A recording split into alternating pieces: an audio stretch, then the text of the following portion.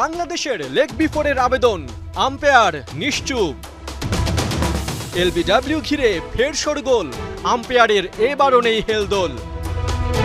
নিশ্চিত caught behind, কিন্তু umpire যেন একদম ব্লাইন্ড। যুব এশিয়া কাপের ফাইনালে বাংলাদেশের একের পর এক আবেদনে এভাবেই হাত গুটিয়েছিলেন আম্পায়াররা। নীরবে ভারতকে দিয়ে গেছেন একচেটিয়া সুবিধা, কিন্তু দিন শেষে তাতেও কাজ হয়নি। বাংলাদেশের থাবা থেকে ভারত কাপ নিতে পারেনি। দুবাইয়ে ব্যাক টু ব্যাক চ্যাম্পিয়ন হয়ে নিজেদের সামর্থ্যের প্রমাণ দিয়েছে বাংলাদেশ। এদিন শুরুতেই কিছুটা চাপে পড়ে ইয়াং টাইগাররা। টস হেরে ব্যাটিং পেলেও জবাব দিতে পারেনি খুব একটা। ভারতের ৮০ বোলিংয়ে ডিফেন্সিভ মুডে চলে যান জাওয়াদ আবরার ও কালাম সিদ্দিকী। বলের তুলনায় কমে আসে রানের গতি। ৬ ওভার শেষে বাংলাদেশের বোর্ডে ওঠে মাত্র ১৭ রান। সপ্তম ওভারে টাইগার শিবিরে প্রথম আপসেট। ইউথজিতের বলে ১ রানে কালাম সিদ্দিকী চেকমেট। ৪ ওভার বাদে জাওয়াদের ব্যাটেও হতাশা।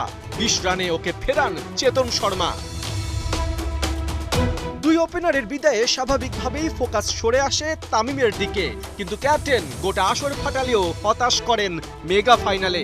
২৮ বল খেলে করেন মোটে ১৬ রান।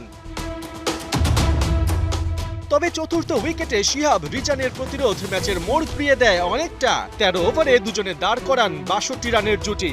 আউট হবার আগে শিহাবের ব্যাট থেকে আসে ৪০ রান।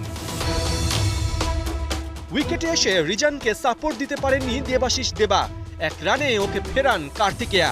২ ওভার বাদে রিজানো আউট ৪৭ রানে। দুশ্চিন্তা ঘিরে ধরে টাইগার শিবিরে। শেষ দিকে কিপার ফরিদ হাসানের ৪৯ বলে ৩৯ রান বাংলাদেশকে এনে দেয় বলার মতো টোটাল। ৫ বল আগে বাংলাদেশ অল আউট হয় ১৯৮ রানে।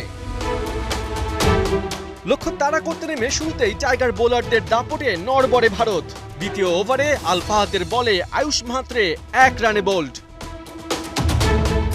আইপিএলে দল পেয়ে আলোড়ন তোলা বৈভব সূর্যবংশীকে এদিন বাংলাদেশের তেজ দেখান মারুফ মৃধা। ৯ রানে আউট করে ওকে দেখান ডাগ আউটের রাস্তা।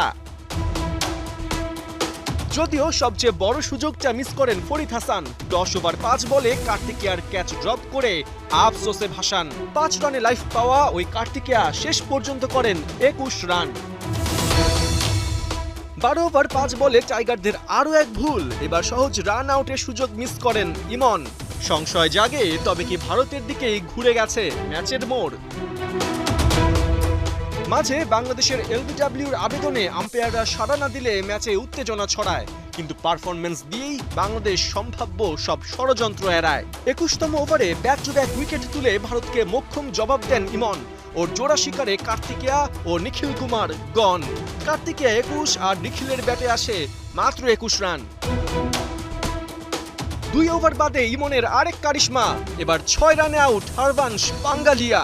শেষ পর্যন্ত টাইগারদের দাপটে ভারত আর ছুটতে পারেনি লক্ষ্যের দিকে। বাংলাদেশ তুলে নেয় তাদের ব্যাক টু ব্যাক এশিয়ান সেরার শিরোপা। পার্থ বণিক, ৭১।